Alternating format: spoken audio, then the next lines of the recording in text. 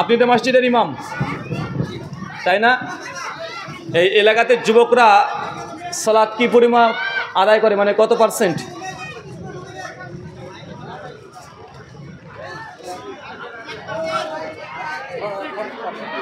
%40। মানে এই মাজলিসে যারা এখানে আছে সবাই সালাত আদায় করে, নামাজ পড়ে প্রায়। আচ্ছা, কে কে নামাজ পড়েন না একটু হাত তোলেন তো। হ্যাঁ,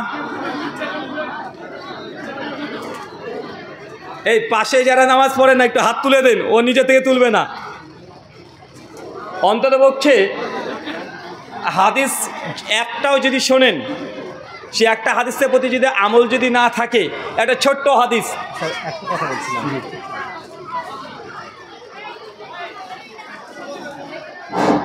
মা বোনদের উদ্দেশ্যে বলছি, যারা বৃষ্টিতে ভিজছেন তাদের মডেল আলো মিশনে দরজা খোলা আছে। আপনারা সেখানে হল ঘর আছে, 3খানা পাশে ঘর আছে, সেখানে আপনারা আশ্রয় নিতে পারেন।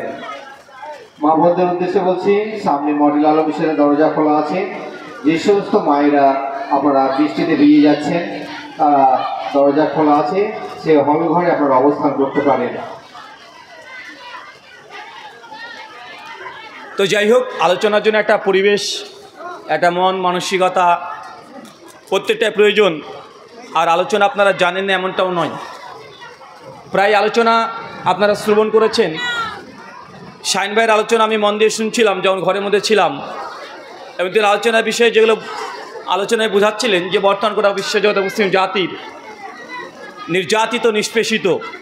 আর এটা মানে আমরা জানি না বা বুঝি না তা নয়, আমরা যে ভারতবর্ষের মাটিতে আজকে এখন এই মুহূর্তে বসে বসে আলোচনা করছি বা শুনছি, আজ থেকে 100, 150, 200 বছরের পেছনে ইতিহাস যদি ঘাটা যায়, তো দেখবেন এই ভারতবর্ষে, এই গোটা ভারতবর্ষ একদিন 1-2 বছর নয়, প্রায় 800 বছর মুসলিমরা ক্ষমতায় ছিল না ভাইজান? আমাদের মুর্শিদাবাদের হাজারদুয়ারি থেকে শুরু করে দিল্লির লালকেল্লা পর্যন্ত, আজকের দিনে নরেন্দ্র মোদী যেই কুতুব মিনারে দাঁড়িয়ে, লালকেল্লায় দাঁড়িয়ে পতাকা উত্তোলন করে, এই লালকেল্লা, কুতুব মিনার, এটাও মুসলমানদের সম্পত্তি। মুসলমানদের এখনও চিহ্নগুলো ভারতবর্ষের বুক থেকে এখনও মিটে যায়নি। অথচ 800 বছর মুসলমানরা এত গোটা ভারতবর্ষকে ক্ষমতায় ছিল, রাষ্ট্র পরিচালনা করেছে। এটা কি হয়ে গেল? মাত্র 100-150 বছরের পরিবর্তন করার কারণেই আজ মুসলিমরা এই ভারতবর্ষের বুকেই তারা আছে ভীত, সন্ত্রস্ত, তারা ভয়ের মধ্যে থাকে। বা ভয়ের মধ্যে আছে না নাই, কথা বলেন? প্রত্যেক বছরে বছরে ভয় বাড়ছে। 2 বছর 4 বছর আগে ছিল বাবরি মসজিদ নিয়ে, তার আগে একটা চলে গেল 3 তালাক না 1 তালাক। মানে সর্বক্ষেত্রে প্রত্যেক বছরে 2 বছর 3 বছর পর পর নতুন একটা ইস্যু এসে ভারতবর্ষে মুসলমানদেরকে আজকে মানসিক দিক দিয়েও তারা আজকে হেনস্থা করছে না ভাইজান? শারীরিকভাবে আমি এই জন্য আপনাদের আজ থেকে 2 বছর আগে আমার একটা ইউটিউবে আলোচনা আছে, দেখবেন, যে মুসলিম জাতির অধঃপতনের কারণ। ওই আলোচনার 2 নম্বর পয়েন্টে বলেছিলাম, কথাটা ছোট হলেও কথা অনেক গভীরতা আছে, অনেকে বুঝতে পারেন নাই। আমি যেটা বলেছিলাম যে গোটা বিশ্ব জগতে আগে যুদ্ধ হতো গোলা বারুদ নিয়ে। কী নিয়ে কথা বলেন? গোলা বারুদ নিয়ে। যত রকমের গোলা বারুদ, এগুলো নিয়ে মানুষের মধ্যে মানুষের দ্বন্দ্ব, ঝামেলা, ফিতনা, ফাসাদ, যত রকমের দেশকে দখল করবে এই গোলা বারুদের মাধ্যমে। মানে যুদ্ধ মানেই গোলা আর বারুদ। একটা ইহুদি পণ্ডিত, তার বই আছে জুইস উইজডম, 2য় খণ্ডে ডিটেল আলোচনা করেছেন। আলোচনা করে তিনি এই কথা বোঝাতে চাচ্ছেন, একজন ইহুদি পণ্ডিত হলেও দীর্ঘ 20 থেকে 22 বছর তিনি লিখছেন বইয়ের ভূমিকাতে যে আমি ইসলামের ইতিহাস নিয়ে গবেষণা করেছি। কে বলেন তো? মুসলিম নয়, একজন ইহুদি। কে? ইহুদি। বলছে মুসলমানদের ইতিহাস নিয়ে গবেষণা করেছি। আর সেই গবেষণা হচ্ছে মুসলমানরা আল্লাহ নবী থেকে শুরু করে খোলাফায়ে রাশেদা পর্যন্ত, তারপরে প্রজন্ম আজ অব্দি যতগুলো মুসলমানরা যুদ্ধ করেছে, যুদ্ধের ইতিহাস নিয়ে, মানে অন্য কোনো ইতিহাস নয়। মুসলমানরা যুদ্ধ জিহাদ করেছে, এগুলো ইতিহাস নিয়ে একজন ইহুদি পণ্ডিত বলছে আমি দীর্ঘ 22 বছর গবেষণা করেছি। কেন? উনি ভূমিকাতে লিখছেন, ভূমিকাতে লিখে বইটাকে শুরু করবেন। তিনি বলছেন আমি যতটা শুনেছিলাম যে মুসলমানরা যতটা যুদ্ধে অংশগ্রহণ করেছে তার 99% যুদ্ধেই মুসলমানরা বিজয় লাভ করেছে। যত বড় শত্রু হোক না কেন, যত বড় দল হোক না কেন, যত বড় রাষ্ট্র হোক না কেন, মুসলমানের বিরুদ্ধে পৃথিবীর কোনো পরাশক্তি 1 মিনিটের জন্য তার টিকতে পারে নাই। এটা ইহুদি পণ্ডিত কার কাছ থেকে শুনেছে? এই নিয়ে মুসলমানের যুদ্ধের ইতিহাস একদম আল্লাহ নবীর জীবনে 25টা যুদ্ধ, আবু বকর, উমর, ওসমান, আলী থেকে শুরু করে একদম উমাইয়া খেলাফত, ওসমানী খেলাফত, সবগুলো তিনি ঘেটে ঘেটে পর্যালোচনা করেছেন, জেনেছেন। তিনি তারপরে একটা প্রশ্ন লিখছেন 3 নম্বরে প্যারাতে গিয়ে, আমি অবাক হয়েছিলাম যে মুসলমান তারা যে যুদ্ধে যাক না কেন তারা বিজয় লাভ করে। এই জাতির মধ্যে কি আছে যে তারা যুদ্ধ করলে তারা বিজয় লাভ করে? কি পাওয়ার আছে, কি ক্ষমতা আছে? আমি মনে করেছিলাম যে মুসলমানদের শক্তি বা তাদের আর্মি ফোর্স এগুলো মানে সংখ্যাতে বেশি হবে শত্রুদের চাইতে। ইহুদি পণ্ডিত বলছে আমার মনে হয়েছিল তাদের কাছে অনেক তথ্য প্রযুক্তি উন্নত ছিল, তাদের কাছে অনেক গোলাবারুদ বেশি ছিল, বা তাদের কাছে ক্ষমতা বেশি ছিল। এই জন্যই পৃথিবীর কোনো শক্তি মুসলিমদের সঙ্গে যুদ্ধে পরাজিত হয় নাই। উনি 4 নম্বর প্যারাতে এসে তারপর লিখছেন, অতএব আমি যখন গোটা ইতিহাস ঘাটাঘাটি করলাম আমি অবাক হয়েছি এই জাতির সম্পর্কে যে 4টে আমি ধারণা করেছিলাম যে তাদের আর্মি ফোর্স বেশি ছিল, অর্থাৎ তাদের ক্ষমতা পাওয়ার বেশি ছিল, অর্থাৎ তাদের সামরিক বাহিনী বেশি ছিল, অথচ মুসলমানদের কোনোদিনই তারা সংখ্যাগরিষ্ঠ ছিল না যুদ্ধে। কখনো তাদের অস্ত্র সজ্জায় সজ্জিত বেশি ছিল এমনটা হয় নাই, কিন্তু মুসলমানরা সব সময় তারা স্বল্প ছিল। কিন্তু মুসলিম জাতির সঙ্গে পৃথিবীর কোনো ইতিহাসের কোনো শত্রু বিজয় লাভ করতে পারে নাই। আপনি তো খোলাফে রাশেদার ইতিহাস বলে বুঝতে পারবেন না। আধুনিক যুগের মানুষ চেঙ্গিস খানের নাম শুনেছেন? হ্যাঁ, চেঙ্গিস খা, হালাকু খা, এর নাম শোনেন নাই? আর চেঙ্গিস খা মানে তার নাম শুনলে গোটা বিশ্বের অর্ধ পৃথিবী তার নামে ভীত সন্ত্রস্ত হয়ে যেত। তারা যে এলাকাতে প্রবেশ করতো লাখ লাখ মানুষকে একদম হত্যা করে মানুষের পাহাড় তৈরি করে ফেলতো। এরা গল্পকে চাকাইনি নয় বা আপনার ছন্দে বলছি না, বাস্তব। তারা চেঙ্গিস খা। শুধু আপনি ইউটিউবে লেখেন, আমরা যখন হুজুর আলোচনা করি তখন ভাবেন যে হুজুর এরা মানে সব বানিয়ে বানিয়ে কথা বলে। এখন ভাই তথ্য প্রযুক্তির যুগ, শুধু ইউটিউবে গিয়ে লিখবেন চেঙ্গিস খার রাজত্ব, কয়েক শত আপনি ভিডিও ডকুমেন্টারি পেয়ে যাবেন। চেঙ্গিস খা এমন ভয়ঙ্কর শাসক ছিলেন, ওরা বিশ্বের প্রায় 60% দখল করেছে রাতারাতি। যে অঞ্চলে যেত মানুষকে ভয় দেখানোর জন্য আগে সেই দেশের মধ্যে ঢুকে সেই দেশের লাখ লাখ মানুষকে হত্যা করে ফেলতো। এ হচ্ছে চেঙ্গিস খা। মুসলমানদের সঙ্গে লড়াই হয়েছে 1 দিন 2 দিন, 1 বছর 2 বছর, 100 বছর পরে চেঙ্গিস খা, হালাকু খান সবাইকে ধ্বংস করে দিয়ে মুসলিম জাতি আবার মাথার চারা দিয়ে উঠেছিল। চিন্তা করতে পারছেন? যাদের নাম শুনে গোটা বিশ্বের যতগুলো শক্তি ছিল ভীত সন্ত্রস্ত হতো। শাইখুল ইসলাম ইবনে তাইমিয়া মিনহাজুস সুন্নাতে তিনি আলোচনা করেছেন। ইমাম ইবনু কাসির রাহিমাহুল্লাহ নাম শুনেন নাই? তাফসীর ইবনে কাসিরের লেখক, ওনার একটা ইতিহাসের গ্রন্থ আছে আল বিদায়া অন নিহায়া। ইমাম ইবনু কাসির রাহিমাহুল্লাহর উস্তাদের নাম হচ্ছে, ইমাম ইবনু কাসির উস্তাদের নাম জানেন? ইবনে তাইমিয়া রাহিমাহুল্লাহ। ইবনে তাইমিয়া রাহিমাহুল্লাহ এমন একজন আলেম যার ছাত্র মানেই সে গোটা বিশ্ব জগতে পরিচিত। ইমাম ইবনু তাইমিয়া, তার ছাত্র ইমাম ইবনে কাইয়িম আজ-জাওজাই, নাম শোনেন নাই? জাদুল মাদের লেখক। এই বইটার নাম শোনেন না আপনারা? জাদুল মাদ, আল ইলামুল মুওয়াক্কিন ফি রাব্বিল আলামিন, মানে যারা একটু মাদ্রাসায় পা দিয়েছে তারাও জানে এই বইগুলোর নাম। ইমাম ইবনে তাইমিয়ার আরেকজন ছাত্রের নাম ইমাম যাহাবি রাহিমাহুল্লাহ, যার গ্রন্থ ছাড়া আজকের দিনে হাদিস কোনটা সহিহ কোনটা জয়ীফ এটা নির্ধারণ করতে পারবেন না। ইমাম ইবনে তাইমিয়ার আরও ছাত্র ইবনে কাসির, যারাই কলম ধরেছে সেই দিকে তারা একদম সাকসেস। তো ইবনে তাইমিয়া প্রসঙ্গে লিখছেন, ইমাম ইবনে তাইমিয়া রাহিমাহুল্লাহ রাস্তাতে চলছে আর কিছু তাতারিয়াদেরকে দেখছে, চেঙ্গিস খানের বংশধরকে দেখছে রাস্তাতে প্রকাশ্যে দাঁড়িয়ে মদ পান করছে। শামস ইবনে তাইমিয়া রাহিমাহুল্লাহ তার সাগরের বলছে উস্তাদ, ওইখানে দেখেন তারা প্রকাশ্যে মদ পান করছে, বাধা দিবেন না? ইমাম ইবনে তাইমিয়া রাহিমাহুল্লাহ জবাব দিয়ে চমৎকার কথা বলেছিলেন যে তারা মদ খাচ্ছে, খেতে দাও। কারণ তারা যতক্ষণ মদ খাবে, যতক্ষণ মদের নেশা থাকবে, ততক্ষণ পর্যন্ত মুসলিম জাতির রক্ত নিয়ে তারা ছিনিমিনি খেলবে না। অতএব এই জাতি তারা এতই ভয়ঙ্কর যে তারা মদ খাচ্ছে, খাক, অন্তত মুসলমানের রক্ত সেই সময় নিরাপদে থাকছে। মানে আপনাকে এই উক্তি দিয়ে বুঝালাম যে চেঙ্গিস খা, হালাকু খান, তাতারিয়ারা গোটা বিশ্বের মধ্যে সবচাইতে ভয়ঙ্কর শক্তি তারাই ছিল।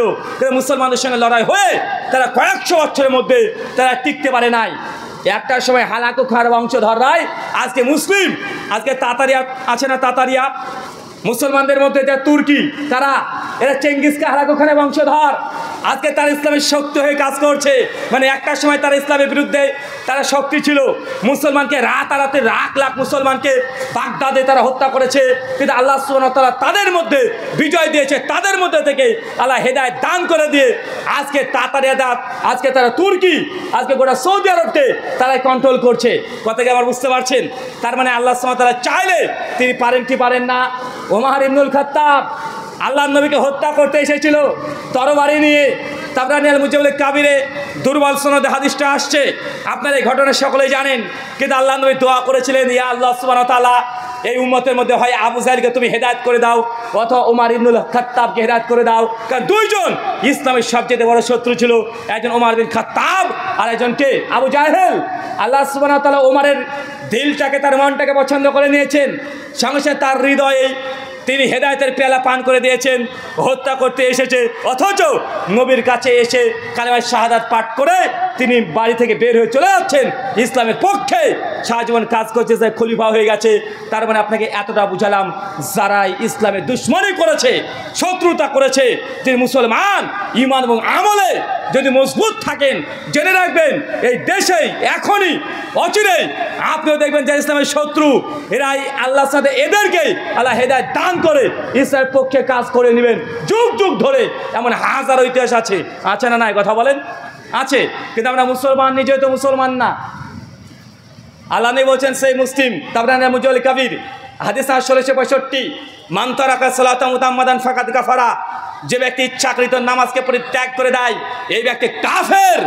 আল্লাহ নবীর ভাষা, আমি ব্যাখ্যা করতে যাব না। ফাকাদ কাফারা, যে নামাজ পড়ে না এ ব্যক্তি কাফের। তার নাম যতই আব্দুল্লাহ হোক, যতই আব্দুর রহমান হোক, যতই তার নাম আব্দুর রহিম হোক, নবীর ভাষা যে নামাজ পড়ে না সে কাফের। তো আপনি শুধু নামে আব্দুর রহমান হয়ে কি করবেন? আপনি রেশনের দোকানে গেছেন মুসলিম, বিয়ে করতে যাচ্ছেন কালমা পড়ে, যে ওইখানে আপনি মুসলিম, কিন্তু আল্লাহর খাতাতে আপনি মুসলিম আর নাই, আপনি নিজেই জানেন না আপনি যে কেমন কাফের। এই কথা আল্লাহ নবী হাদিসে বলে গেছেন, সুনান নাসাই হাদিস 466। আল্লাহ নবী বলছেন, যে ব্যক্তি নামাজকে পরিত্যাগ করে দেয়, নামাজ পড়ে না, ওই ব্যক্তির হাসর হবে ফেরাউনের সঙ্গে। বর্তমান যুগে তাফসীর যদি করতে হয়, ওই ব্যক্তির হাসর কিয়ামতের মাঠ হবে নরেন্দ্র মোদী, যোগী, অমিত শাহ এদের সঙ্গে। কত বুঝতে পারলেন? মানে ফেরাউনকে তো আপনি চেনেন না, চেনেন নাকি? ফেরাউন আপনি কতটুকু জানেন তার সঙ্গে? মানে গোটা বিশ্বের জালিম শাসক তিনি ফেরাউন। আল্লাহ নবী বলছে যে নামাজ পড়ে না সেটা কাফের। কোন কোয়ালিটির কাফের? কোন কোয়ালিটির? হাদিসে নবী নিজে বলে দিচ্ছে যে নামাজ পরিত্যাগ করে দিয়েছে ওর হাসর হবে ফেরাউনের সঙ্গে, নমরুদের সঙ্গে, হামানের সঙ্গে, এই ক্যারেক্টারের মানুষের সঙ্গে। তাদেরকে যদি না চিনেন, জেনে এখন যে 3-4 জনের নাম বললাম, এর চাইতেও ভয়ঙ্কর ভয়ঙ্কর মানুষের সঙ্গে আপনার কিয়ামত হবে। মানে আপনি তার মানে কত বড় কাফের, এটা আপনি নিজেই বিচার করে নেন, নিজে বিশ্লেষণ করে নেন। আপনি যদি নিজেই মুমিন না হন, আল্লাহর রহমত, আল্লাহর দয়া আপনার উপরে আসবে। কথা বলেন। এই মুর্শিদাবাদ হচ্ছে ভারতবর্ষকে কন্ট্রোল করতো। মুর্শিদাবাদ হাজারদুয়ারি থেকে শুরু করে ওরা বিশ্ব ভারতবর্ষকে এই মুর্শিদাবাদ থেকে আজকে 200 বছর আগে রাজত্ব চালানো হয়েছে, অথচ মুসলমান এই মুর্শিদাবাদে আজকে সব চাইতে পিছিয়ে পড়ে আছে না না? কথা বলেন। একটা ইউনিভার্সিটি আছে মুসলমানদের, ইউনিভার্সিটি তো দূরের কথা, একটা বড় কোনো হাই স্কুল মুসলমানদের ভালো কিছু নেই। আছে মানে যেখানে মুসলমান বেশি সেখানে মুসলমানরা নির্যাতিত, অথচ এই ভারতবর্ষ গোটাটাই মুসলমানদের রাজত্ব করেছে। তার জন্য দোষ কাকে দেবেন? দোষ কার? শুধু নরেন্দ্র মোদীকে দোষ দিলে হবে, যোগী আদিত্যনাথকে দোষ দিলে হবে না। মুসলিম জাতির সবচেয়ে বেশি বড় দোষ আছে। আল্লাহ কোরআনে বলছেন, সূরা রদ সূরা নম্বর 13 আয়াত নম্বর 11 শেষ অংশ, ইন্নাল্লাহা লা ইউগাইয়িরু মা বিকওমিন হাত্তা ইউগাইয়িরু মা বিআনফুসিহিম। বাংলা ভাবানুবাদ, আল্লাহ সেই জাতির ততক্ষণ পরিবর্তন করেন না যতক্ষণ না নিজেরা তারা পরিবর্তন হয়। কথা মানে বুঝতে পারলেন না? আল্লাহর পরিষ্কার কথা। আপনি মসজিদে বসে জিকির আজকার তসবিহ তাহলিল করবেন আর আসমান থেকে খাবার চলে আসবে, আল্লাহ এই ওয়াদা আপনার সঙ্গে করে নাই। আল্লাহ রাজ্জাক, তিনি রিজিক দাতা। সূরা জুমা আয়াত নম্বর 9 আল্লাহ বলছে, যখন জুমার সালাত শেষ হয়ে যাবে সঙ্গে সঙ্গে মুমিন মুসলমান দুনিয়াতে রিজিকের অন্বেষণ করো। মানে ইসলাম কোনো অন্ধত্ব ধর্ম নয় যে আপনি জঙ্গলে চলে যাবেন, স্বামী মানে নিজের স্ত্রীকে ডিভোর্স দিয়ে, সংসারকে ত্যাগ করে দিয়ে, বাপ মার দায়িত্বকে মানে ছেড়ে দিয়ে সমাজের দায়িত্বকে ত্যাগ করে দিয়ে আপনি জঙ্গলে গিয়ে আপনি ধ্যান করতে বসে যাবেন উলঙ্গ অবস্থায়। ওই এই জঙ্গলে গিয়ে ধ্যান করা ধর্ম ইসলাম নয়। জঙ্গলে গিয়ে ধ্যান করতে সবাই পারে, কিন্তু নিজের স্ত্রীর হক রক্ষা করে, বাপ মার হক রক্ষা করে, প্রতিবেশীর অধিকার রক্ষা করে, সমাজের দায়িত্ব পালন করে ধার্মিক হওয়া অনেক কঠিন। জঙ্গলে গিয়ে ধ্যান করে ধার্মিক সবাই হওয়া যায়, কিন্তু ইসলাম যে বাস্তবতা দিয়েছে এই বাস্তবতার কাছে পৃথিবীর যত বড় যাই হোক না কেন ইসলামের বিশুদ্ধতা সম্পর্কে কেউ প্রশ্ন তুলতে পারে না। আল্লাহ এই জন্য বলছে ইন্নাল্লাহা লা ইউগাইয়িরু মা বিকওমিন হাত্তা ইউগাইয়িরু মা বিআনফুসিহিম। যতক্ষণ আপনি পরিবর্তন না হবেন আল্লাহ আপনাকে পরিবর্তন করবে না। আপনি যতক্ষণ করতে এক ধাপ না আসবেন, আল্লাহ বলেছেন সূরা ইমরান 159 নম্বর আয়াত, বান্দা তুমি যদি এক ধাপ আগে আমার দিকে আমি আর এক ধাপ এগিয়ে আসবো, মানে রাস্তা কমতে থাকবে। কিন্তু আপনি যদি নাই পায়ের ধাপ ফেলেন আল্লাহ আপনার দিকে এগিয়ে আসবে? কথা বলেন, আল্লাহ আপনার দিকে এগিয়ে আসবে না। বদরে 313 জন সাহাবী, কাফের আছে হাজার হাজার, আল্লাহ আসমান দিয়ে ফেরেশতা পাঠিয়েছে পাঠায় নাই। আসলে আপনারা আমরা মুসলমান শুধু ভাবি ইসলাম মানে এই কোরআন হাদিসে হুজুরদের শুধু বানানো গল্প। জি না, কোরআনুল কারীম গোটা বিশ্বের যত বড় বিজ্ঞানী সায়েন্টিস্ট হোক না কেন একটা আয়াতকে আজকে ভুল প্রমাণ করতে পেরেছে। কথা বলেন, আপনারা বিশ্বাস যে কতটা কোরআনের প্রতি এটা নিয়ে আপনাদের সংশয় আছে। এ কোরআন কোনো মানুষের গ্রন্থ নয়, আল্লাহর কালাম। ডিরেক্ট আল্লাহ বলছেন, কোরআনের একটা কথা ডাইরেক্ট আল্লাহ বলছেন। তো এই কথাগুলো যদি আপনি সত্যি রিয়েলাইজ করতেন, আল্লাহ নিজে জানিয়ে দিচ্ছেন মুসলিম জাতির ধ্বংসের অনেকগুলো কারণ আছে। যতক্ষণ পর্যন্ত আপনি নিজে পরিবর্তন না হবেন আল্লাহ আপনাকে পরিবর্তন করবে না। সূরা নূর সূরা নম্বর 24 আয়াত নম্বর 63 মিডিল অংশ আল্লাহ সুবহানাহু ওয়া তাআলা পরিষ্কারভাবে বলছেন, যারা আল্লাহ এবং তার রাসূলের বিরুদ্ধে আচরণ করবে আল্লাহ সে জাতির ওপরে ফিতনা দিয়ে জর্জরিত করে দিবেন। কি বলেন তো ভাইজান?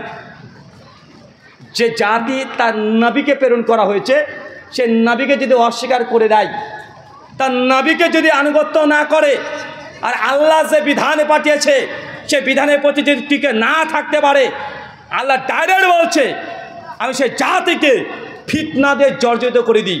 এমন বলেন তো মুসলমান আল্লাহ নবীর আদর্শকে গ্রহণ করেছেন? আল্লাহ নবীকে মানেন? আপনি প্রত্যেকদিন সকালবেলা দাড়ি চেঁচে তারপরে বাড়ি থেকে বের হন, আছে না নাই? আপনার চাকরি হবে, ইন্টারভিউ দিতে যাবেন, আপনি একটু যদি বড় বড় যে দাড়ি হয়ে যায় 1 ইঞ্চি, আপনি আগে শেভিং করছেন কেন? কারণ আমার যদি একটু বড় দাড়ি হয় তাহলে আপনাকে চাকরি দেবে না, ওই ভয়ে দাড়িকে সেভ করে চলে আসছেন, আছে না নাই? কথা বলেন। আপনার বিয়ে হচ্ছে না, যুবক তরুণ অনেকে আছে দাড়ি রাখতে বলে দাড়ি রাখে না, অথচ নামাজ পড়ে, রোজা করছে, আলহামদুলিল্লাহ ভালো। তো দাড়ি রাখতে বললে না ভাই দাড়ি রাখা যাবে না। কেন রাখা যাবে না? কারণও ব্যাখ্যা করতে পারে না, কিন্তু ভেতর কারণ এখন তো বিয়েই করিনি, দাড়ি যদি রেখে দিই তাহলে বউ ভালো পাওয়া যাবে না, আছে না নাই? কথা বলেন। তার মানে মুসলিম জাতি আজকে নবীর আদর্শের সঙ্গে নবীর আনুগত্যকে তারা পরিত্যাগ করে দিয়েছে। আপনাকে বেশি তো যাওয়ার দরকার নেই।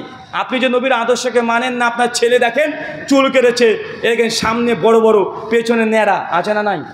তারপরে এদিক দিয়ে একটা রকেট চলে গেছে, এদিক দিয়ে একটা কামান চলে গেছে, দেখা যায় কি যায় না?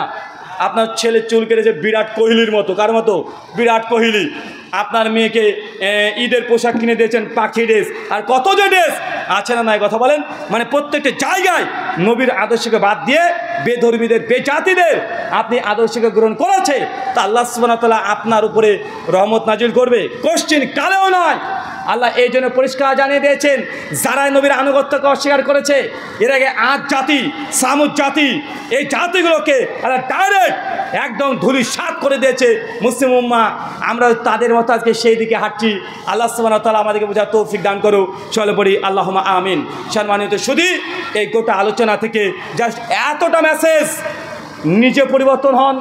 কুয়ান ফুসাকুম ও আলাইকুম নারা, আগে নিজে পরিবর্তন হন, পরিবারবর্গকে হেফাজত করেন, ইনশাআল্লাহ অচিরেই আল্লাহর সাহায্য, আল্লাহ সুবহানাহু ওয়া তাআলা রহমান, তিনি দয়া করতে পছন্দ করে, তার কাছে ক্ষমা চান। সহিহ বুখারী 147 নম্বর হাদিস, আল্লাহ নবী বলছেন প্রত্যেক রাত্রিবেলাতে শেষ আসমানে আল্লাহ সুবহানাহু ওয়া তাআলা নেমে আসেন, মানে তাহাজ্জুদের ওয়াক্তে আল্লাহ সুবহানাহু ওয়া তাআলা তিনি চিৎকার দিয়ে মুসলিম জাতিকে ডাকতে থাকে, কে আছে সেই বান্দা যারা দিনের বেলায় গোনা করেছে, আমি আল্লাহ রাত্রিবেলায় ক্ষমা করার জন্য আমি উপস্থিত আছি। কে আছে আমার কাছে ক্ষমা চাইবে, আমি তাকে ক্ষমা করে দিব? কে আছে যে রাত্রের অন্ধকারে গোনা করেছে, আমি সেই ব্যক্তি ক্ষমা চাইলে ক্ষমা করে দিব? আল্লাহ ক্ষমা করার জন্য তিনি প্রতিদিন রাত্রিবেলায় শেষ আসনে নেমে আসে। আপনি কয়দিন আল্লাহর কাছে ক্ষমা চেয়েছেন? ক্ষমা চেয়েছেন? আর একটা কথা যুক্ত করে দিই, পৃথিবীতে এমন কোনো গোনা পাপ নেই যে গোনা মানুষকে জাহান্নামে নিয়ে যেতে পারে। আপনি বলতেন ভাই শিরক, জি, শিরকও মানুষকে জাহান্নামে নিয়ে যেতে পারবে না। শুধু একটা আমল থাকতে হবে আপনার। কি আমল বলেন তো? একটা, সেটার নাম কি? তওবা। তওবা যদি হয় মৃত্যুর আগে, শিরকের পাপ আল্লাহ মাফ করবে কি করবে না? কথা বলেন। শিরকের পাপ মাফ করবে কি করবে না? তার মানে দুনিয়াতে এমন কোনো গোনার ক্ষমতা নাই, গোনার পাওয়ার নেই যে আল্লাহর রহমতের কাছে গোনা বিজয় লাভ করতে পারে, পাপ বিজয় লাভ করে আপনাকে জাহান্নামে নিয়ে যেতে পারে। এমন কোনো পাপ আল্লাহ সৃষ্টি করেনি। যদি আপনি আল্লাহর কাছে তওবা করেন, কি করতে হবে? তওবা। সহিহ বুখারী 6069 নম্বর হাদিস এবং 6071 নম্বর হাদিস। আল্লাহর নবী একদিন বসে আছেন, ওমর বিন খাত্তাব বসে আছেন, একজন অপরিচিত সাহাবীর নাম ইমাম বুখারী সহিহ বুখারীতে উল্লেখ করেনি। কেন করেনি? ওই সাহাবীর নাম ফাঁস হয়ে গেলে অনেক মানুষের মধ্যে ভুল ধারণা হতে পারে। মদিনার একজন সাহাবী এসে বলছে, ইয়া রাসূলুল্লাহ, আমি মদিনাতে একটা মেয়ের সঙ্গে আমার অ্যাফেয়ার ছিল, মানে প্রেম ভালোবাসার সম্পর্ক ছিল। একজন ছেলে একজন মেয়েকে যা যা করে আমি সব কিছুই করেছি। কথা মানে বুঝতে পারলেন তো? মানে যা যা করে একজন ছেলে মেয়ে সব কিছু করেছি, তো ডিরেক্ট জেনাটা বাদ দিয়ে, মানে ডাইরেক্ট জেনা যেটা, ওইটা বাদ দিয়ে সব কিছু করেছি। তার মানে কী কী করেছে আপনি বুঝে নেন। এই কথা শুনেই আল্লাহ নবীর সামনে বলছেন, নবী মাথা অবনত করে দিয়েছেন। ওমর ইবনুল খাত্তাব তো শুনে রেগে গেছে, বলে কি নবীর সামনে সে কথা? ওমর বিন খাত্তাবের সঙ্গে সঙ্গে তাকে বলছে, খবরদার, তুমি তোমার গুনার কথা কেন প্রকাশ করলে? কেন এই গুনার কথা প্রকাশ করলে? তাকে ধিক্কার জানাতে শুরু করে দিয়েছে। আল্লাহ নবী কোনো জবাবও দেয় না সাহাবীকে। সঙ্গে সঙ্গে ওই সাহাবী মসজিদ থেকে উঠে তিনি চলে যাচ্ছেন। আল্লাহ নবী থেকে পার্সোনাল ডাকলেন, ওমরের সামনেও না, পার্সোনাল ডেকে তাকে বললেন যে তুমি কি মেয়েটার সঙ্গে এই এই খারাপ কাজগুলো করেছো? জি। আল্লাহ নবী তখন বলছেন যে তুমি প্রতিদিন গভীর রাত্রিবেলাতে উঠে তাহাজ্জুদের সালাতে দাঁড়িয়ে যাও। তাহাজ্জুদের সালাত এমন এক ইবাদত যে জেনার মতো মহাপাপ তাহাজ্জুদের সালাত দিয়ে ধ্বংস করা যায়। 5 ওয়াক্ত সালাত তো সবাই আদায় করি, নফল সালাত তাহাজ্জুদ আদায় আসে আমাদের। কথা বলেন, সবচেয়ে বরকত রহমত নাজিল হয় কখন? রাত্রির গভীর অন্ধকারে। আল্লাহ যখন শেষ আসমানে নেমে আসে। এটা বাঙালি, আপনারা ওই যে হুজুরের কাছ থেকে শুনেছেন, কি শুনেছেন? যে সবে বেলাতে রাত্রিবেলাতে আল্লাহ নিজ আসমানে নেমে আসেন, হিংসুক আর মুশরিককে বাদ দিয়ে আল্লাহ সবাইকে ক্ষমা করে দেয়। এই জন্য বাঙালি মুসলমান সবে বরাত ধুমধাম করে পালন করে, আছে না নাই? কথা বলেন। অথচ যে হাদিস তাবরানি আওসাদের হাদিস, এই হাদিস জয়ীফ, মানে এই হাদিস আমলযোগ্য না। কিন্তু বুখারীর এই হাদিসে আল্লাহ প্রত্যেক রাত্রিবেলাতেই আসে। কি বলেন তো ভাইজান? প্রত্যেক রাত্রিবেলাতেই আসে, কিন্তু এই হাদিসের প্রতি মুসলমানের আমল নেই। অন্ততপক্ষে এই আমলটা আপনার জীবনে থাকা দরকার। অন্ততপক্ষে আল্লাহর কাছে 2 রাকাত তাহাজ্জুদের সালাত আদায় করে নিজের জন্য, মুসলিম উম্মাহ যে ফিতনায় জর্জরিত তাদের জন্য দোয়া করেন। ইনশাল্লাহ ইনশাল্লাহ অচিরেই আপনার উপর, আপনার পরিবারের উপরে রহমত বরকত আল্লাহর পক্ষ থেকে নাজিল হবে। সহিহ বুখারী 6071 নম্বর হাদিস। আল্লাহ নবী কিয়ামতের মাঠ সম্পর্কে তিনি বলছেন, আল্লাহ সুবহানাহু ওয়া তাআলা কিয়ামতের মাঠে কিছু কিছু মানুষকে পার্সোনাল ডাকবেন, পার্সোনাল, সবার সামনে নয়। Crore crore, million billion trillion মানুষ, তার মধ্যে পার্সোনালভাবে কিছু মানুষকে আল্লাহ ডাকবেন। ডাকার পরে আল্লাহর মধ্যে আর ওই বান্দাগুলোর মধ্যে আল্লাহ একটা পর্দা দিয়ে ঘিরে দিবেন, মানে কেউ যেন তাদেরকে দেখতে না পায়। এরপর আল্লাহ সুবহানাহু ওয়া তাআলা ওই বান্দার হাতে একটা কাগজের টুকরা দিয়ে দিবেন। কাগজের টুকরা যখন পেয়ে যাবে, তখন আল্লাহ বলবে এটাকে খোলো। বান্দার সঙ্গে সঙ্গে খুলে ফেলবে। খোলার পরে আল্লাহ বলবে ইকরা, তুমি পড়তে থাকো কী লেখা আছে। ও তখন পড়তে শুরু করবে। যখনই পড়তে শুরু করবে তখন দেখবে তার গোনাগুলো লেখা আছে। কী লেখা আছে? কথা বলেন। তার গোনা, পাপ। আল্লাহ তখন বলবে গোনা কি তোমার? ও তখন স্বীকার করে, জি আল্লাহ, আমার রব প্রতিপালক, এই গোনাটা আমার। আল্লাহ আবার বলে এই গোনাটা, যে আল্লাহ এটা আমার গোনা। আল্লাহ তাকে বলবে যে বান্দা, তুমি যে গুনাহগুলো করেছে, যেগুলো কাগজে দিয়েছি, এই গুনাহগুলো তুমি গোপনে করেছিলে, এই গুনাহগুলো তুমি একাকী করেছিলে, এটা তোমার গোপন গুনাহ। তুমি এই গুনাহ সম্পর্কে দুনিয়ার কোনো মানুষের কাছে শেয়ার করোনি, দুনিয়ার কোনো মানুষকে এই গুনাহটাকে প্রচার করোনি, শেয়ার করোনি, কাউকে জানাওনি। তার জন্য আমি আল্লাহ তোমাকে দুনিয়াতে অপমান করতে চাই নাই। তুমি নিজের গুনাহ নিজে গোপন করে রেখেছো। আমি আল্লাহ তোমার গুনাহটাকে দুনিয়াতেও গোপন করে রেখেছিলাম। যাও, আজকে কিয়ামতের মাঠে তোমাকে লজ্জিত করব না। তোমার এই গুনাহর কোনো হিসাব আজকে আমি আর নেব না। আল্লাহ কাগজকে, গুনাহর কাগজকে সে তার কাছে নিয়ে ওটাকে বাতিল করে দিবে। তার মানে কি বুঝলেন আপনি?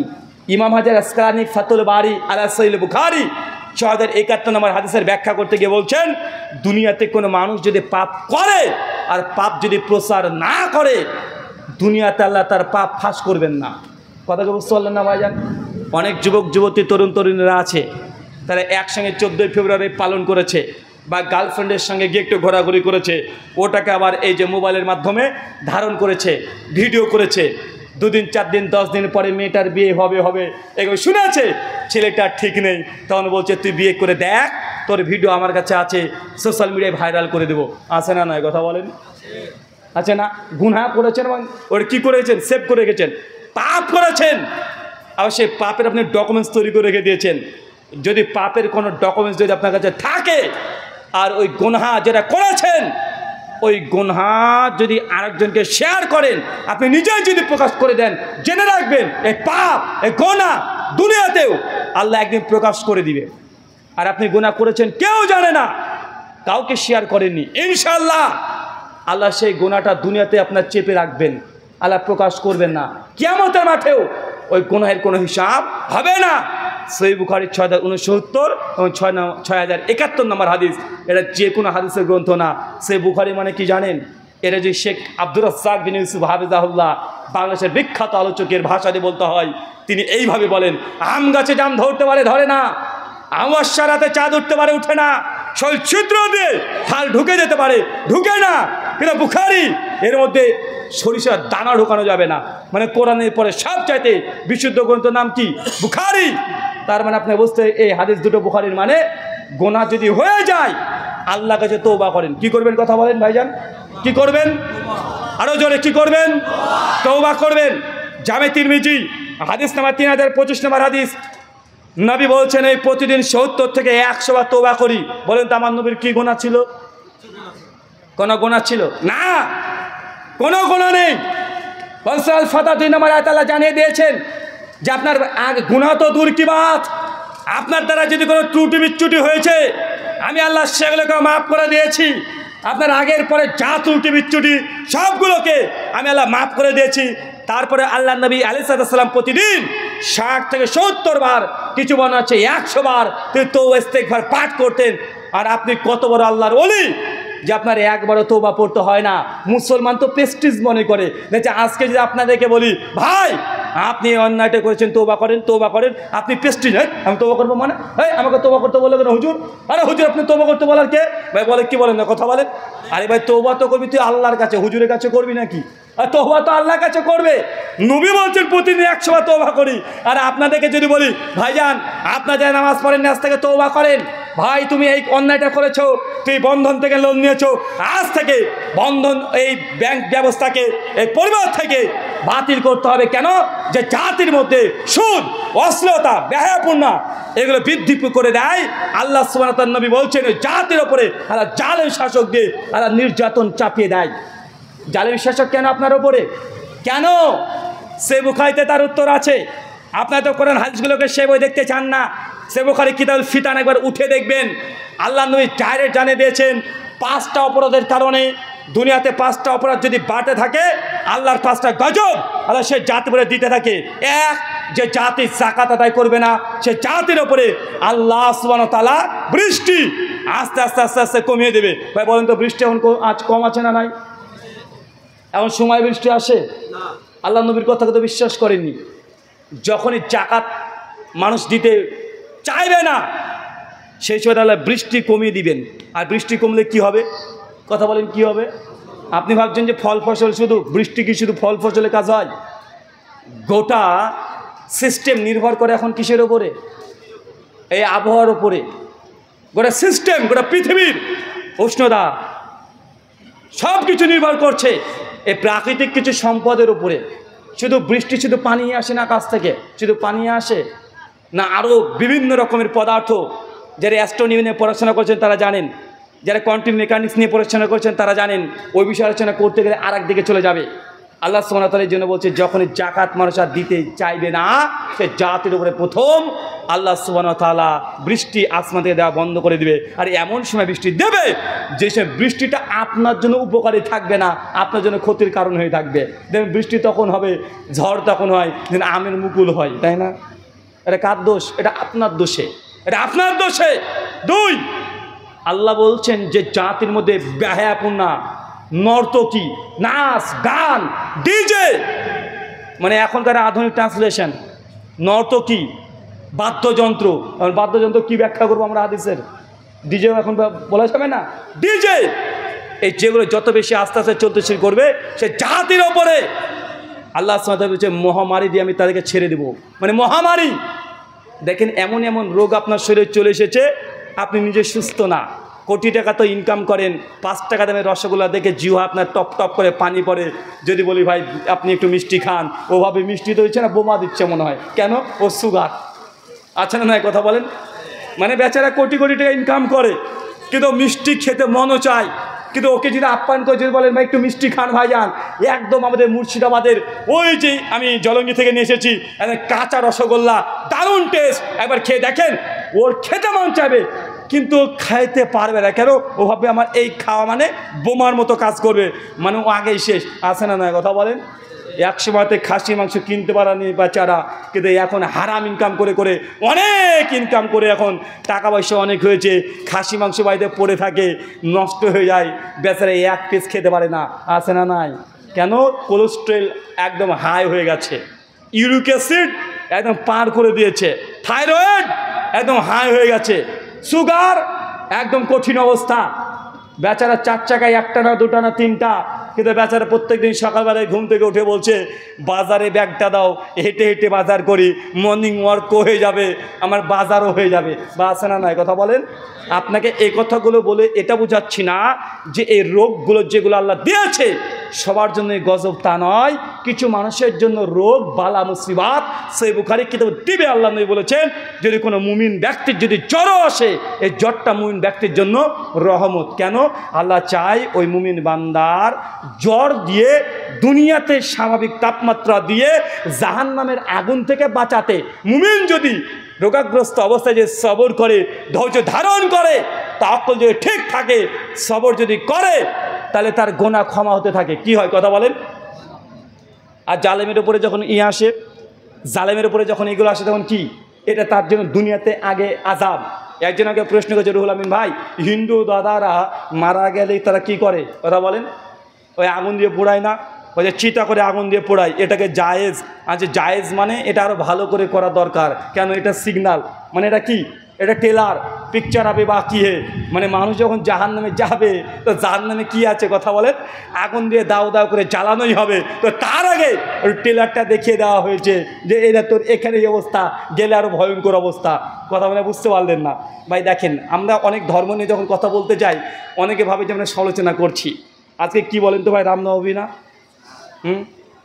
আমি অনেক গবেষণা করছিলাম যে ভারতবর্ষে যেহেতু রামায়ণ আমাদের সিলেবাসে ছিল, সংক্ষিপ্ত রামায়ণ ছিল না ক্লাস 12 ক্লাসে, হ্যাঁ, সংক্ষিপ্ত রামচন্দ্রের জীবনী প্রায় আমাদের ভারতের ইতিহাস হিসেবে আমাদেরকে পড়তে হয়। আর আমি যেহেতু ইন্ডিয়ান হিস্ট্রি নিয়ে আমি অনার্স করেছি, আমাদেরকে বেশি বেশি পড়তে হয়েছে। তা আমি একটু বাল্মীকি রামায়ণ, যেটা অথেন্টিক সোর্স অফ রামায়ণ, যিনি বাল্মীকি দেব তিনি রচনা করেছেন। আসলে বাল্মীকি কেউই ছিল না, ডাকাত ছিল। কি ছিল? বাল্মীকি দস্যু ছিল। ওর জীবনী উত্তরাখণ্ডে লেখা আছে বাল্মীকি রামায়ণের। আর এখন যদি আমার কথা যদি আপনি অবিশ্বাস করেন তাহলে এই যে মোবাইলটা বের করবেন, এই যে মোবাইল আছে আপনার, ChatGPT হাফেজাহুল্লাহ, ওকে প্রশ্ন করেন, কারণ ও তো মহাপণ্ডিত, পণ্ডিত না ভাইজান। ChatGPTকে লিখেন যে বাল্মীকির পরিচয় কি, বাল্মীকির সম্পর্কে বিস্তারিত বলেন, ভাই অ্যান্সার করবে কি করবে না? উইথ রেফারেন্স করবে না ভাইজান? তো বাল্মীকি ছিলেন একজন দস্যু, ডাকাত। হঠাৎ করে তার কাছে কে যেন বেদব্যাস নাকি আসলেন, স্বপ্নে এসে বললেন বাল্মীকি তুই কী করছিস? এই জঙ্গলে তুই ডাকাতি করছিস, যা ধ্যান কর। ও জঙ্গলে চলে গেল, একদম অর্ধলুঙ্গ অবস্থায় ধ্যান করলো। সঙ্গে সঙ্গে তিনি ভবিষ্যৎ তিনি দেখে ফেললেন যে ভবিষ্যতে একজন ব্যক্তি আসছে, তার নাম শ্রী রামচন্দ্র। তিনি সঙ্গে সঙ্গে রামচন্দ্রের জন্মের প্রায় 60,000 বছর আগে বাল্মীকি রামায়ণ রচনা করে রেখে দিয়েছে। কত বছর আগে? 60,000 বছর আগে। রাম এসেছেন ত্রেতা যুগে। ত্রেতা যুগ মানে এটা হচ্ছে কলিযুগ, মানে কলিযুগ, মানে আজ থেকে প্রায় 7,000 বছর আগে। কত বছর আগে? 7,000 বছর আগে রামচন্দ্র তিনি দুনিয়াতে জন্মগ্রহণ করেছেন। কিন্তু দাদারা আবার বলছে বাবরি মসজিদ নাকি বাবরের সময় রাম জন্মগ্রহণ ওপরেই করেছে। মানে বুঝতে পারলেন না মনে হয়? রাম জন্মেছে কত বছর আগে? কত বছর আগে? 7,000 বছর আগে। বাল্মীকি রামায়ণ রচনা করেছে কবে? প্রায় 7,000 বছর আগে। এখন বলেন তো ভাইজান, হিসাবে তো মিলে না। রাম জন্মেছে ত্রেতা যুগে। ত্রেতা যুগে বাবরকে কিভাবে পেয়ে গেল রে ভাই? বাবর তো কলিযুগের মানুষ, মাত্র 400 বছর আগেকার মানুষ, তাই না ভাইজান? তো কিভাবে এটা আবার রামের জন্মভূমি হয়ে গেল? ওই যে রাম জন্মেছে ত্রেতা যুগে, আমার হিসাবে মিলাতে পারিনি, আমি হিসাবে অনেক কিছুই মিলাতে পারিনি। এখন এগুলো বলবে যে ধর্মের সমালোচনা করছি। আমি ধর্মের সমালোচনা করছি না, আমি ইতিহাসের ছাত্র, তাই ইতিহাস নিয়ে কিছু জানার আগ্রহ, এই জন্য একটা প্রশ্ন করেছিলাম। জান, রামচন্দ্র তিনি হিন্দু দাদাদের পুরুষোত্তম, যা ইচ্ছা তাই করতে পারে। তবে রাবণকে নিয়ে আমার খুব কনফিউশন ছিল, রাবণ কে?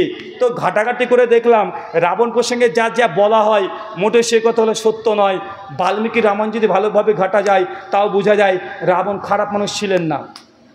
কথা বুঝলেন না মনে হয়? আপনি যে রাবণ খারাপ মানুষ ছিল না মানে? জি, রাবণকে ভিলেন বানানো হয়েছে, রাবণ ভিলেন ছিলেন না। আমি কয়েকটা প্রমাণ, আপনি যেগুলো দেখেছেন, যেগুলো জানেন। কিছু না একটা সিনেমা বেরিয়েছিল, কি নাম গো? ওই হচ্ছে হনুমান। আরে ছেলেরা জানে, বলতে যাচ্ছে না। এই আদিপুরুষ না কি ছিল না রে ভাই, একদম সুপার ডুপার ফ্লপ হয়ে গেল। হ্যাঁ, আরে আমরা সিনেমা দেখিনি রে ভাই, সোশ্যাল মিডিয়ার যুগ। ওই মোবাইলে মানে ব্রাউজিং করতে করতে ওইগুলি সামনে চলে আসে। তো যারা মোটামুটি ছোটোবেলাতেও রামায়ণ দেখেছেন, আর আমরা ইন্ডিয়ান সেই হিসাবে আমরা রামায়ণের গল্প মোটামুটি সকলে জানি না ভাইজান? আচ্ছা বলেন তো, রাবণ যখন সীতা দেবীকে হরণ করে নিয়ে চলে যায় লঙ্কাতে, কোথায়? লঙ্কা। লঙ্কা কিসের তৈরি? আরে বলেন কিসের তৈরি? সোনার তৈরি। তার মানে বলছে রাম রাজত্ব করবো। আরে রাম রাজত্ব কে আছিস হে ভাই? রাম রাজত্বতে কি ছিল? রাম রাজত্বে কি ছিল? মানুষ না খেতে পেয়ে মারা গেছে রাম রাজত্বে। আর রাবণের রাজত্ব এত চমৎকার রে ভাই, সোনা দিয়ে তৈরি, কত উন্নত হয়ে গেছেন। তা কার রাজত্ব বেশি ভালো? কথা বলেন। আরে ভাই, এটা আমার ব্যক্তিগত বানানো কোনো গল্প নয়। রাবণের সেই সময় রাজত্ব লঙ্কার স্বর্ণের, যেই দিক তাকায় সেই দিক সোনা, সোনার সোনা। কিন্তু রামচন্দ্রের রাজত্বে সোনা আছে, ধুলিবালি পাথরে এগুলোই আছে। রাবণের রাজত্বে একজন মানুষ না খেয়ে মারা গেছে, এর কোনো ইতিহাস বাল্মীকি রামায়ণে পাওয়া যায় না। তবে রামচন্দ্রের রাজত্বে বালিকে হত্যা করা হয়েছে তাকে। সেই সময় বর্ণপ্রথা ছিল, শূদ্র শম্ভুককে হত্যা করা হয়েছে সেই সময়তে। কার রাজত্বে? কথা বলেন, কার রাজত্বে? রামের রাজত্বে। রাবণের রাজত্বে কোনো শূদ্রকে হত্যা করেছে এর কোনো প্রমাণ নাই, কোনো প্রমাণ নেই। আমার আর একটা সাদা মনে সাদা প্রশ্ন, রামচন্দ্রে তিনি হিন্দুদের 4টে জাত যেটা আছে, ব্রাহ্মণ, ক্ষত্র, বৈশ্য, শূদ্র। রামচন্দ্র হচ্ছে ক্ষত্র বংশের, মানে যোদ্ধা। কি কথা বলেন? যোদ্ধা, ক্ষত্রিয়। রাবণ কোন বংশে জানেন? রাবণ হচ্ছে ব্রাহ্মণ। কি কথা বলেন? ব্রাহ্মণ। তাহলে বলেন তো জন্মের দিক থেকে কে শ্রেষ্ঠ? রাবণ তো ব্রাহ্মণ। এই জন্য মহারাষ্ট্রের এবং শ্রীলঙ্কাতে রাবণের পুজো করায়, জানা আছে আপনার? এখন আপনি গুগল করেন, এখন আপনি লিখেন, চ্যাটজিপিটি আপনি ঘাটাঘাটি করেন, তথ্য পেয়ে যাবেন। শ্রীলঙ্কাতে এখনও রাবণেরকে ভগবান বলা হয়, রাবণের পুজো করা হয়। কেন? কারণ রাবণকে তারা ভগবান মানে, আর আমাদের ভারতবর্ষে রামচন্দ্রকে ভগবান মানছে। এইসব বিতর্কতে যেতে চায় না। তবে এতটুকু আপনি বুঝে রাখেন, মানে পিকচার যা দেখছেন, মিডিয়া তাদের হাতে যা ইচ্ছা তাই বলছে না ভাইজান? এই জন্য অনেকে শ্রীলঙ্কাবাসী তারা দাবি করে রামচন্দ্র নরকে যাবে। কেন জানেন? মনুসংহিতা পঞ্চম অধ্যায় 122 নম্বর শ্লোকে লেখা আছে, যে ব্যক্তি ব্রাহ্মণকে হত্যা করবে সে ব্যক্তি নরকে যাবে। তো রামচন্দ্র তো ব্রাহ্মণ রাবণকে হত্যা করেছে, রামচন্দ্র কোথায় যাবে? ভাই এটা আমার কথা নয়, এটা হিন্দু সনাতন শাস্ত্র মনুসংহিতা পরিষ্কারভাবে লিখেছে। মহাভারত অনুশাসন পর্বে রামচন্দ্র যে রাবণকে হত্যা করেছে তার ইতিহাস পাওয়া যায়। তার মানে রাম হচ্ছে ক্ষত্রিয়, রাবণ হচ্ছে ব্রাহ্মণ। ব্রাহ্মণ হত্যাকারী কি নরকে যাবে। কোন নরক? রৌরর নামক নরক, মানে সব চাইতে নিকৃষ্ট নরকে যাবে কে আমি বলতে চাই না, বাকিটা আপনি বুঝে নেন। ভাই এটা আমার কথা না রে ভাই, আমাকে এবারে ভাবেন না যে আমি এমন তেমন বলেছি উল্টা পাল্টা। আরেকটা কথা জেনে রাখেন, যারা শিব ভক্ত, রাবণ ছিলেন শিব ভক্ত। কি ভক্ত? শিব পুরাণ খুলবেন। রামের জন্য যে শিবের জন্য যে তাণ্ডব মন্ত্র পাওয়া যায়, জটাটবি গালে জালে প্রভো পাবতী, এই যে মন্ত্রটা বলে, এই মন্ত্রটা স্বয়ং রচনা করেছেন কে জানেন? স্বয়ং রচনা করেছেনই হচ্ছে রাবণ। মানে রাবণ শিবের এত বড় ফ্যান, এত বড় ভক্ত, যখন শিব যখন তাণ্ডব করছিলেন সেই সময় তার এই তাণ্ডব দেখে তিনি মন্ত্র উচ্চারণ করেছে, যেটা আজকেও সনাতন ধর্মের হিন্দু দাদারা শিব ভক্ত যারা তারা এই মন্ত্র পাঠ করে থাকে। এটা কোনো ঈশ্বরের বাক্য নয়, এটা ছিল মূলত রাবণের। রাবণ ছিলেন কি ভক্ত? শিব ভক্ত, মহাদেবের ভক্ত। রাবণকে আজকে ভিলেন দেখানো হয়, হয় কি হয় না? রাবণ যখন লঙ্কাতে সীতাকে নিয়ে চলে যায়, দীর্ঘদিন লঙ্কাতে রেখে দিয়েছে। রাবণের চরিত্র যদি খারাপই হবে তো সীতাকে ধর্ষণ করতো না? কথা বলেন। আজকে ভারতবর্ষে হাসিবাকে ধর্ষণ করা হচ্ছে না, নির্জনাকে ধ্বংস করা হচ্ছে না, দিল্লিতে প্রত্যেক 15 মিনিটে একটা করে মোদির জায়গাতে ধর্ষণ হয় না? ভারতবর্ষের রিপোর্ট প্রত্যেক 15 মিনিটে ভারতবর্ষে একটা করে ধর্ষণ হচ্ছে। গোটা ভারতবর্ষে 90% মেয়েরা সেক্সুয়ালি হ্যারাসমেন্ট হচ্ছে। গোটা ভারতে 63% মেয়েরা বিয়ের পরে পণের কারণে তাই স্বামীর কাছে নির্যাতিত হচ্ছে কি হচ্ছে না? কথা বলেন। একটা প্রমাণ পেশ করেন, রাবণ যখন সীতাকে হরণ করে তার রাজত্ব লঙ্কায় নিয়ে চলে গেছে, রাবণ যদি চরিত্র খারাপই হবে তাই সীতাকে কেন ধর্ষণ করে নাই? ধর্ষণ তো দূরের কথা, তার গায়ে টাচ করেছে এর কোনো প্রমাণ পাওয়া যায় না। পাওয়া যায়? কথা বলেন। তবে রাবণের চরিত্র কেমন? চরিত্র খারাপ বলবেন? ভাই চরিত্র খারাপ বলে কি করতেন? কথা বলেন। আমি ইতিহাসের ছাত্র, আমি ধর্মের ছাত্র না। রামায়ণ এটা কোনো ধর্মের বই নয়, এটা মহাকাব্য। যেমন ইলিয়াড ওডিসি আছে, গোটা বিশ্বের সবচেয়ে দুটো মহাকাব্য। আমি রামায়ণ মহাভারতকে পড়েছি ইতিহাস হিসাবে। কে সেই ইতিহাসের নায়ক বা ভিলেনকে, এগুলো নিয়ে আমরা চর্চা পর্যালোচনা করতে পারি। ভারতবর্ষের সংবিধান 25 সেকশন ABC 153 অনুযায়ী পরিষ্কারভাবে আপনি যে কোনো কুসংস্কার, ধর্মের ব্যাপারে কেউ কুসংস্কার যদি করে, যুক্তি তথ্য তর্ক দিয়ে আপনি সে কথা বলতে পারেন। আমি সমালোচনা করতে চাই না, কিন্তু আমি যেটা দেখেছি তদন্ত করে যে রাবণের চরিত্র মোটেও খারাপ ছিল না। যে থাকতো দেবী সীতাকে অন্তত গায়ে একবার টাচ করতো না? কথা বলেন। বরং বাল্মীকির রামায়ণে কিছু কিছু জায়গায় পাওয়া যায়, যখন তাকে গরুড়ে করে ওই যে যখন তাকে নিয়ে চলে যায়, রাবণ তাকে টাচও করেনি। ওই যাত্রার সময় রথে যখন নিয়ে গেছে মাঝখানে টাচও করেনি। এখন বলেন তো লোকটার চরিত্রকে খারাপ বলবেন? এখন উল্টো করে যদি বলতে যাই তাহলে আমাকে আর দেখতে পাবেন না, আমাকে দেখতে পাবেন নবী ইউসুফ আলাইহিসসালামের সুন্নাতের মধ্যে আমি আছি। সমাজদেরকে ইশারাই কাপি, ওই সুন্নাত কি সুন্নাত ওটার বলে তাদের মাথায় ঢোকাতে চাচ্ছি না, ওটা হিডেনই থাক। ইউসুফ আলাইহিস সালামের সুন্নাত বুঝেন না, ও কথা বলতে চায় না। তবে আমার সাদা প্রশ্ন, রাবণ নিয়ে চলে গেল দেবী সীতাকে, হরণ করে নিয়ে চলে গেল, তাকে টাচ স্পর্শ কিছু করলো না। তবে আমাদের উনি কি বলেছিলেন? যে তোমাকে নিঃসন্দেহে ব্যভিচার করেছে তোমার সঙ্গে, তোমাকে অগ্নি পরীক্ষা দিতে হবে। দাও করে তাকে আগুনে টেস্ট করা হয়েছে। দেখেন চিন্তা, রাবণ তাকে টাচ করলো না, কিন্তু ইনি নাকি নায়ক, ইনি আমার নিজের স্ত্রীকে বিশ্বাসও করে না। চরিত্র দিক থেকে কে ভালো বলবেন? কথা বলেন। যদি এই ফ্যামিনিজম সেই সময় থাকতো, নারীবাদ, নারীর অধিকার, মুসলমানরা নারীকে কোনো অধিকার দেয় নাই, এই লাফালাফি করছে না ভাইজান তারা। অথচ দেখো তুমি যার স্লোগান দাও, উনি নারীকে কি অধিকার দিয়েছে? যে নারীটা সতী, যে ভিলেন, তারপরেও একজন নারী পরে স্পর্শ টাচ করেনি, অর্থাৎ নিজের স্বামী ওনাকে ভগবান, নিজের বউকে কেউ ধর্ষণ করেছে কি করেনি এটাও তিনি বুঝতে পারলেন না। অগ্নি পরীক্ষা দিতে হয়, তাকে বনবাসে পাঠাতে হয়। আমি এই আলোচনা করতে চাই না। আমি ভাই ইতিহাসের ছাত্র, ইতিহাস নিয়ে পড়াশোনা করেছি, এগুলো সিনেমাতে দেখেছি, এগুলো ঘটনা বর্ণনা করলাম। কথা বুঝতে পারছেন তো? যদি আমি এইভাবে না বলি আমাকে যেতে হবে ওইখানে। তার জন্য আপনাকে বললাম কোনো ধর্মের আলোচনা নয়। ইতিহাস বই আছে, রামায়ণ আমরা সিলেবাসেও পড়েছি, এখন বিভিন্ন পিডিএফও পাওয়া যায়, সিনেমাও তৈরি হয়েছে। এই ঘটনা দেখে এটা জাস্ট পর্যালোচনা আপনাকে করলাম। এখন কে নায়ক আর কে ভিলেন এটা আপনাকে বের করতে হবে। কথাকে আপনারা বুঝতে পারলেন? আরও অনেক কথা আছে ইনশাআল্লাহ, সেই কথাগুলো না বললে নয়। আল্লাহ সুবহানাহু ওয়া তাআলা আপনাদেরকে এই সমস্ত কথাগুলো বোঝার তৌফিক দান করুক। চলে পড়ি আমিন। টোটাল 8টা কাজ দিয়েছি। 1, আল্লাহর ইবাদত, শিরক করা যাবে না। 2, প্রতিদিন 5 ওয়াক্ত সালাত। 3, রমাদান মাস এসেছে, চলে গেছে, পূর্ণ রমাদানের সিয়াম। 4, সামর্থ্য থাকলে হজ। 5, সামর্থ্য থাকলে জাকাত। 6, সবসময় হালাল গ্রহণ করবেন, হারামকে বর্জন করবেন। 6, প্রতিদিন তওবা ইস্তেগফার পাঠ করবেন।